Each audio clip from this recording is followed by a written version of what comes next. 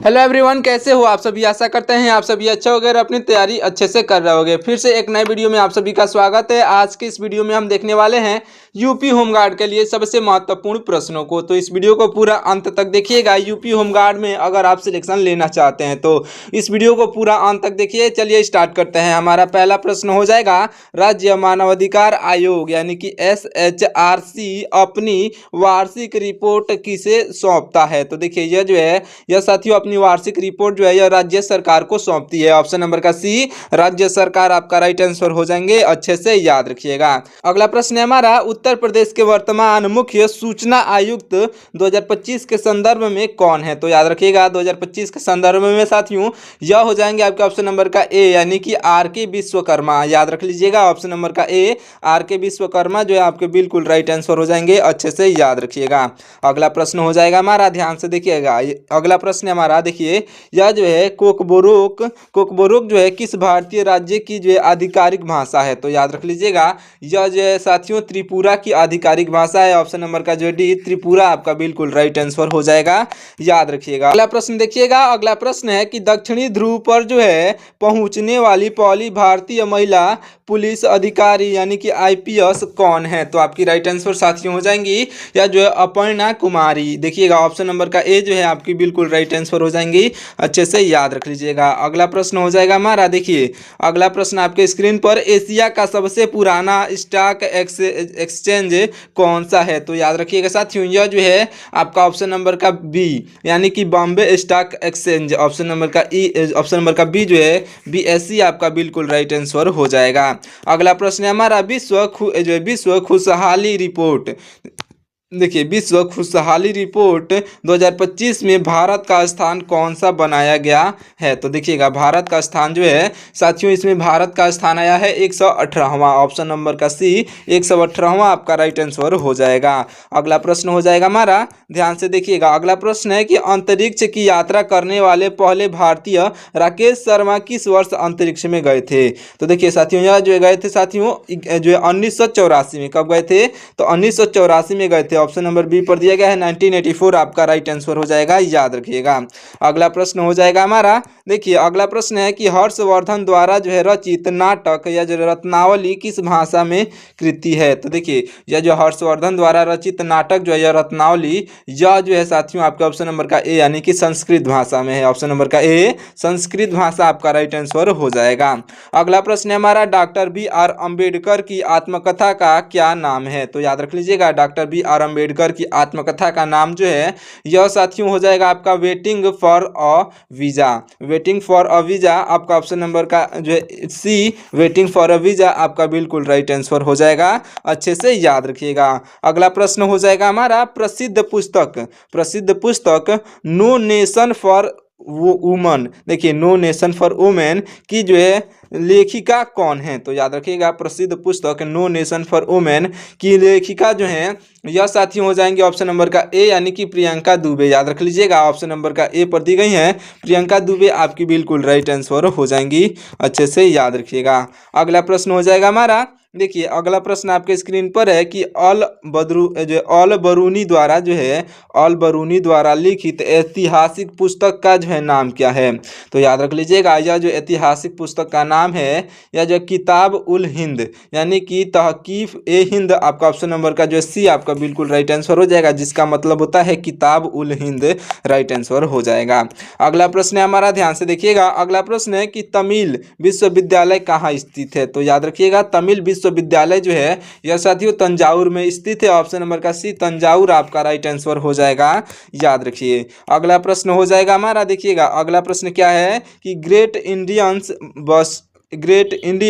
या जो बस्टर्ड या जो गोडवाड़ या जो किस राज्य का राजकीय पक्षी है। तो देखिए यह जो है गोडावड़ यह जो पक्षी है साथियों यह पक्षी जो है यह पक्षी राजस्थान की राजकीय पक्षी है। ऑप्शन नंबर का सी पर दिया गया यहाँ पर राजस्थान की राजकीय पक्षी आपका ऑप्शन नंबर का सी राइट आंसर हो जाएगा। अगला प्रश्न है हमारा, देखिएगा, राष्ट्रीय महिला किसान दिवस, राष्ट्रीय महिला किसान दिवस जो है कब मनाया जाता है? तो याद रख लीजिएगा, राष्ट्रीय महिला किसान दिवस जो है यह मनाया जाता है साथियों 15 अक्टूबर को। ऑप्शन नंबर का जो है बी, ऑप्शन नंबर का बी 15 अक्टूबर इस क्वेश्चन का जो है राइट आंसर हो जाएगा, याद रखिएगा। अगला प्रश्न हो जाएगा हमारा, देखिएगा जो है अंतर्राष्ट्रीय साक्षरता दिवस जो है प्रतिवर्ष कब मनाया जाता है? तो अंतर्राष्ट्रीय साक्षरता दिवस जो है साथियों यह प्रतिवर्ष 8 सितंबर को मनाया जाता है साथियों। ऑप्शन नंबर का ए 8 सितंबर आपका बिल्कुल राइट आंसर हो जाएगा, याद रखिएगा। अगला प्रश्न है हमारा, 15 अक्टूबर को जो है डॉक्टर एपीजे अब्दुल कलाम के जन्म दिवस पर जो है कौन सा दिवस मनाया जाता है?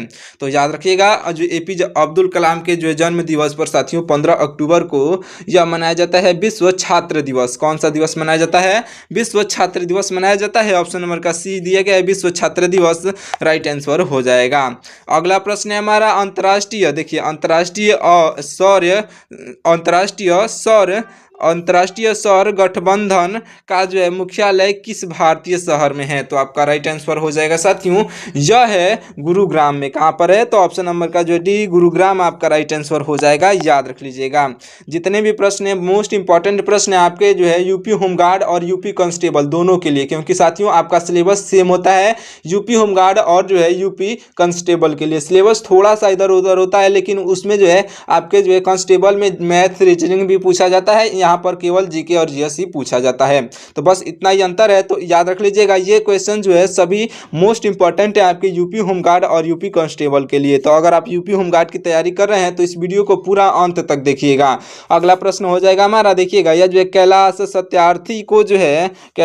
सत्यार्थी को किस आंदोलन के लिए नोबेल शांति पुरस्कार मिला था? तो आपका राइट आंसर साथियों हो जाएगा, यह मिला था साथियों बचपन बचाओ आंदोलन के लिए। ऑप्शन नंबर का बी बचपन बचाओ आंदोलन, ऑप्शन नंबर का बी जो है आपका राइट आंसर हो जाएगा।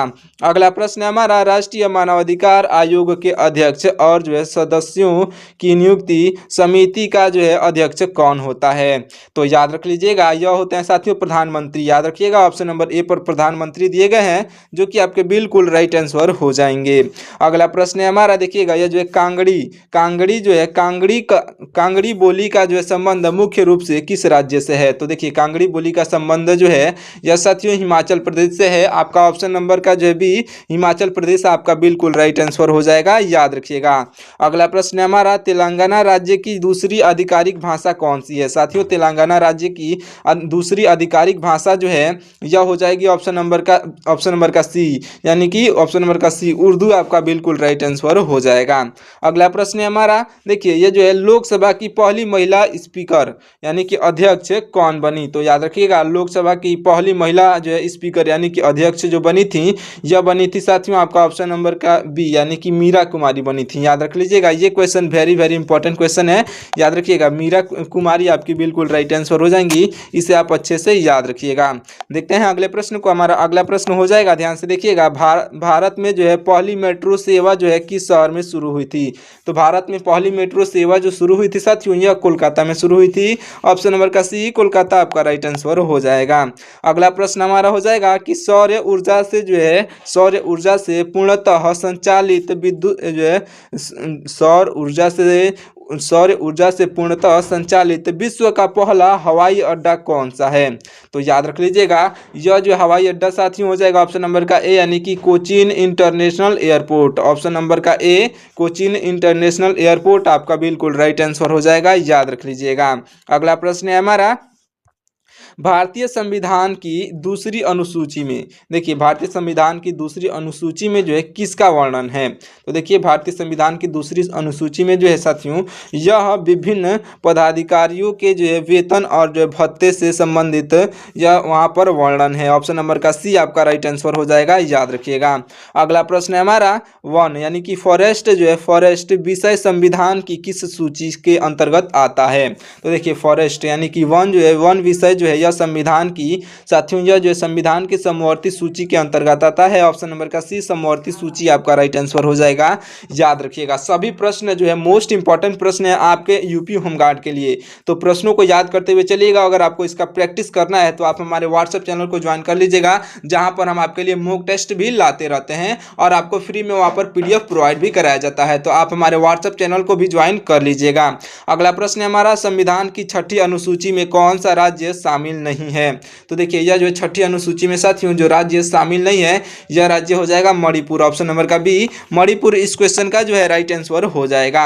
अगला प्रश्न है हमारा, 22 जुलाई 1947 को संविधान सभा ने जो है किसे अपनाया था? तो याद रखिएगा 22 जुलाई 1947 को संविधान सभा ने साथियों यह जो संविधान सभा ने अपनाया था साथियों राष्ट्रीय ध्वज को। याद रखिएगा किसके अपनाया था? तो राष्ट्रीय ध्वज को अपनाया था। ऑप्शन नंबर का सी जो है आपका राइट आंसर हो जाएगा। अगला प्रश्न है हमारा, हैदराबाद का भारत में जो है विलय किस ऑपरेशन के तहत हुआ था? तो याद रखिएगा हैदराबाद का जो है भारत में विलय जो हुआ था यह साथियों हुआ था आपके ऑपरेशन पोलो के तहत। ऑपरेशन पोलो आपका ऑप्शन नंबर ए पर दिया गया है, जो कि आपका बिल्कुल राइट आंसर हो जाएगा। याद रखिएगा ऑपरेशन पोलो। अगला प्रश्न हो जाएगा हमारा, राजनीतिक स्वतंत्रता एक राष्ट्र की जो है प्राणवायु है यह किसने कहा था? तो याद रखिएगा राजनीतिक स्वतंत्रता जो है एक राष्ट्र की प्राणवायु है यह कहने वाले जो है व्यक्ति हो जाएंगे आपके अरविंदो घोष। याद रखिएगा अरविंदो घोष आपका ऑप्शन नंबर जो है आपका ऑप्शन नंबर सी पर दिए गए हैं, आपके राइट आंसर हो जाएंगे। अगला प्रश्न है हमारा, जनगण मन को जो है राष्ट्रगान के रूप में कब स्वीकार किया गया? तो याद रखिएगा जनगण मन को जो है साथियों राष्ट्रगान के रूप में जो स्वीकार किया गया था यह जो स्वीकार किया गया था 24 जनवरी 1950 को। याद रखिएगा कब किया गया था? तो ऑप्शन नंबर सी पर दिया गया है 24 जनवरी 1950 को स्वीकार किया गया था। अगला प्रश्न है हमारा, भारतीय संविधान के अनुसार उच्च न्यायालय की जो है कार्यवाही की भाषा क्या है? तो उच्च न्यायालय की कार्यवाही की भाषा जो है यह साथियों अंग्रेजी है। कौन सी है? ऑप्शन नंबर का सी अंग्रेजी आपका राइट आंसर हो जाएगा। याद रखिएगा। अगला प्रश्न है हमारा, राष्ट्रपति की अध्यादेश देखिए राष्ट्रपति की अध्यादेश जो है जारी करने की शक्ति जो है किस अनुच्छेद में निहित है? तो देखिएगा यह जो है साथियों यह अनुच्छेद 123 में निहित है। ऑप्शन नंबर का ए अनुच्छेद 123 आपका बिल्कुल राइट आंसर हो जाएगा। अगला प्रश्न है हमारा, खजुराहो। देखिएगा क्या है प्रश्न, यह जो है खजुराहो के प्रसिद्ध मंदिरों का जो है निर्माण किस वंश के शासकों ने करवाया था? तो याद रखिएगा खजुराहो के प्रसिद्ध मंदिरों का निर्माण जो है यह किस वंश के शासकों ने करवाया था? तो राइट आंसर साथियों हो जाएंगे ऑप्शन नंबर का बी यानी कि चंदेल वंश के शासकों ने करवाया था खजुराहो के प्रसिद्ध मंदिरों का निर्माण। याद रखिएगा चंदेल आपके बिल्कुल राइट आंसर हो जाएंगे। अगला प्रश्न हो जाएगा हमारा, देखिएगा प्रसिद्ध संत मीराबाई का संबंध किस राज्य से था? तो याद रखिएगा इनका संबंध जो था यह साथियों राजस्थान से था। ऑप्शन नंबर का सी राजस्थान आपके बिल्कुल राइट आंसर हो जाएगा। याद रखिएगा। अगला प्रश्न है हमारा, बीजापुर। देखिएगा बीजापुर का जो है गोल गुंबज, देखिए बीजापुर का जो है गोल गुंबद यह किसका मकबरा है? तो याद रखिएगा यह जो साथियों यह मकबरा है जो है आदिल शाह का। याद रखिएगा आदिल शाह जो कि आपके ऑप्शन नंबर ए पर दिया गया है, आदिल शाह आपका राइट आंसर हो जाएगा। अगला प्रश्न है हमारा, देखिएगा नालंदा विश्वविद्यालय की स्थापना किसने की थी? साथियों ये क्वेश्चन भी वेरी इंपॉर्टेंट क्वेश्चन है, याद रख लीजिएगा। नालंदा विश्वविद्यालय की जो है स्थापना जो करने वाले हैं यह नालंदा विश्वविद्यालय की स्थापना करने वाले ऑप्शन नंबर का सी हो जाएंगे यानी कि कुमारगुप्त प्रथम। आपके ऑप्शन नंबर जो है सी पर दिए गए हैं कुमारगुप्त प्रथम, आपके ऑप्शन नंबर का सी राइट आंसर हो जाएंगे। अगला प्रश्न है कि हड़प्पा कालीन स्थल या जो है सुरकोटदा यह कहाँ पर स्थित है? तो याद रखिएगा साथियों यह जो है सुरकोटदा जो है यह गुजरात में स्थित है। ऑप्शन नंबर का डी गुजरात आपका राइट आंसर हो जाएगा। अगला प्रश्न है हमारा, मोहनजोदड़ो में जो है मिला विशाल स्नानागार यह किस आकार का था? तो याद रखिएगा मोहनजोदड़ो में जो मिला था विशाल स्नानागार यह जो साथियों यह किस आकार का था? तो आपका राइट आंसर साथियों हो जाएगा ऑप्शन नंबर का बी यानी कि आयताकार था। ऑप्शन नंबर का बी आयताकार आपका बिल्कुल राइट आंसर हो जाएगा। अगला प्रश्न है हमारा भारतीय बागवानी अनुसंधान संस्था। देखिए भारतीय बागवानी अनुसंधान संस्था कहाँ पर स्थित है? तो यह जो संस्था साथियों यह स्थित है ऑप्शन नंबर का सी यानी कि बेंगलुरु में स्थित है। याद रखिएगा ऑप्शन नंबर सी पर दिया गया है, बेंगलुरु आपका राइट आंसर हो जाएगा। अगला प्रश्न है हमारा केंद्रीय भारतीय भाषा संस्था, यह केंद्रीय भारतीय भाषा संस्था का जो है मुख्यालय कहाँ पर है? तो देखिएगा इसका मुख्यालय जो है साथियों इसका मुख्यालय है मैसूर में। याद रखिएगा ऑप्शन नंबर का ए मैसूर आपका राइट आंसर हो जाएगा। देखिए वीडियो जो है बहुत इंपॉर्टेंट है, तो इस वीडियो को एक लाइक जरूर से कर दीजिएगा, साथ ही साथ चैनल को भी सब्सक्राइब जरूर से कर लीजिएगा। अगला प्रश्न है हमारा विज्ञान में जो है विज्ञान में महिलाओं और जो है लड़कियों का अंतर्राष्ट्रीय दिवस जो है कब मनाया जाता है? तो याद रखिएगा साथियों यह जो है मनाया जाता है 11 फरवरी को। कब मनाया जाता है? तो ऑप्शन नंबर का बी 11 फरवरी को मनाया जाता है। अगला प्रश्न है हमारा विश्व ओजोन दिवस जो है कब मनाया जाता है? साथियों विश्व ओजोन दिवस या विश्व ओजोन दिवस जो है मनाया जाता है यह 16 सितंबर को मनाया जाता है। याद रखिएगा विश्व ओजोन दिवस 16 सितंबर को मनाया जाता है और ओजोन का जो है सूत्र होता है O3, इसे भी आप अच्छे से याद रखिएगा। अगला प्रश्न है हमारा बांग्लादेश का जो है स्वतंत्रता दिवस कब मनाया जाता है? साथियों देखिएगा बांग्लादेश की स्वतंत्रता दिवस जो है यह बांग्लादेश का स्वतंत्रता दिवस मनाया जाता है साथियों 26 मार्च को। याद रख लीजिएगा 26 मार्च ऑप्शन नंबर ए पर दिया गया है, राइट आंसर हो जाएगा। बांग्लादेश की स्वतंत्रता दिवस मनाया जाता है। और हमारे भारत देश की स्वतंत्रता दिवस जो है कब मनाया जाता है आप कमेंट करके बताइएगा। अगला प्रश्न है हमारा देखिएगा यह जो उपन्यास देवदास के लेखक जो है उपन्यास जो है या देवदास इसके लेखक कौन थे? तो याद रखिएगा इसके लेखक जो थे साथियों यह थे आपके शरत चंद्र चट्टोपाध्याय। देखिएगा यह जो है शरत चंद्र चट्टोपाध्याय आपके ऑप्शन नंबर ए पर दिए गए हैं, जो कि बिल्कुल राइट आंसर हो जाएंगे। याद रखिएगा। अगला प्रश्न हमारा संस्कृत व्याकरण के जनक के रूप में जो है किसे जाना जाता है? साथियों संस्कृत व्याकरण के रूप जो है जनक के रूप में जो है यह जाने जाते हैं ऑप्शन नंबर का सी यानी कि पाणिनि। याद रखिएगा ऑप्शन नंबर सी पर दिए गए हैं पाणिनि आपके राइट आंसर हो जाएंगे। अगला प्रश्न है हमारा खूब लड़ी मर्दानी कविता की रचना जो है किसने की थी? याद रखिएगा खूब लड़ी जो मर्दानी यह कविता की रचना करने वाले हो जाएंगे आपके ऑप्शन नंबर का सी यानी कि जो Subhadra Kumari Chauhan. Option number C पर दी गई हैं सुभद्रा कुमारी चौहान आपकी बिल्कुल राइट आंसर हो जाएंगी।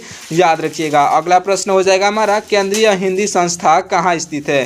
साथियों केंद्रीय हिंदी संस्था जो है यह आगरा में स्थित है। ऑप्शन नंबर का जो बी आगरा आपका राइट आंसर हो जाएगा।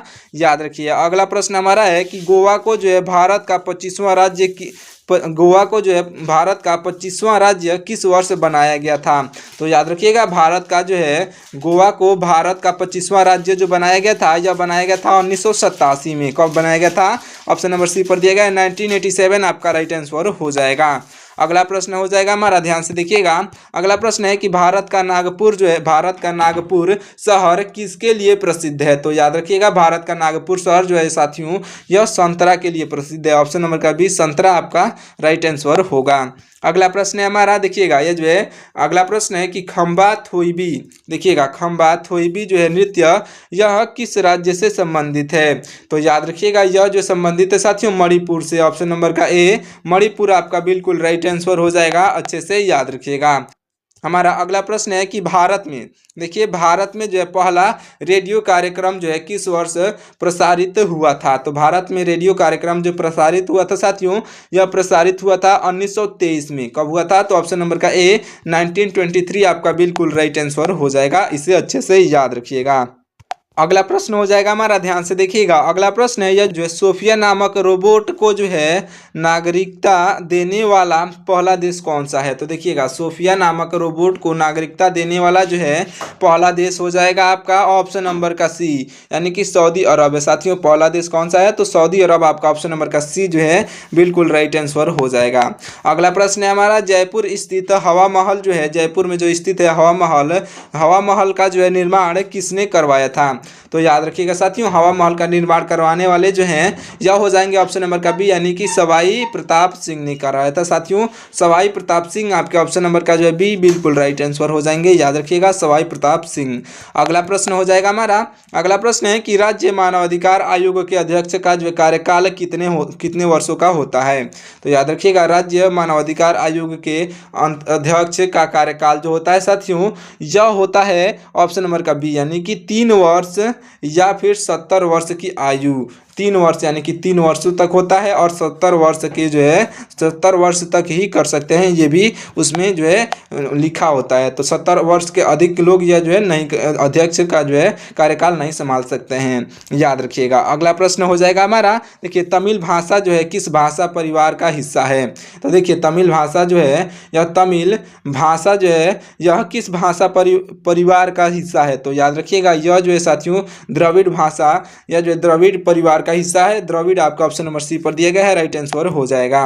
अगला प्रश्न है हमारा, ध्यान से देखिएगा। अगला प्रश्न है कि विश्व का पहला स्टॉक एक्सचेंज जो कि 1602 में था, 1602 ईस्वी में था, यह किस देश में खुला था। तो याद रखिएगा विश्व का पहला स्टॉक एक्सचेंज जो है यह साथियों खुला था आपके ऑप्शन नंबर का बी यानी कि नीदरलैंड में। ऑप्शन नंबर का जो है बी नीदरलैंड आपका बिल्कुल राइट आंसर हो जाएगा। साथियों देखिए इस वीडियो को यहीं पे समाप्त करते हैं, मिलते हैं किसी और वीडियो में। ये जो आपके पूरे 60 प्रश्न थे, इन 60 प्रश्नों में से आपके कितने प्रश्न सही हुए हैं ये आप कमेंट करके बताइएगा। साथ ही साथ अपने दोस्तों के पास इस वीडियो को शेयर कर दीजिएगा। अभी तक आपने हमारे चैनल को सब्सक्राइब नहीं किया है तो चैनल को भी सब्सक्राइब कर लीजिएगा, साथ ही साथ इस वीडियो को लाइक भी कर दीजिएगा। मिलते हैं किसी और वीडियो में, तब तक के लिए आप हमारे चैनल को सब्सक्राइब करके वीडियो को लाइक कर दीजिए। कमेंट में जो आप कमेंट करके जरूर से बताइएगा कि आपके कितने क्वेश्चन जो है सही हुए हैं। तब तक के लिए आपका बहुत बहुत धन्यवाद। जय हिंद।